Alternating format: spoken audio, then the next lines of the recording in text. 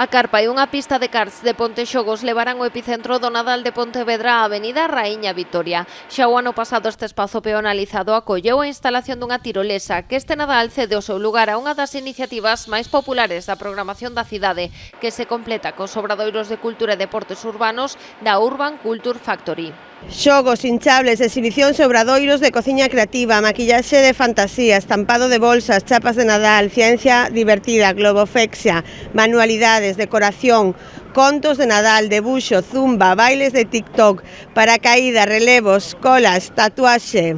Importante, 3 días vai estar Papá Noel cos seus elfos. Esta iniciativa irá da man do comercio e da hostalería locais. Para participar será imprescindible presentar un ticket de compra. Unha vez máis, animo a xente que compre no comercio local, que compre no mercado e que dende xa garde esos tickets para disfrutar de todas as actividades que den de promoción económica, complementando tamén as actividades da Concellería de Festas se van a facer. A actividade en Raíña Vitoria comezará o 17 de decembro e prolongarase ata o 9 de xaneiro. Este ano a programación inclúe tamén actividades de ocio infantil noutras zonas do Concello, da man de Nadal nas galerías e os barrios do Nadal.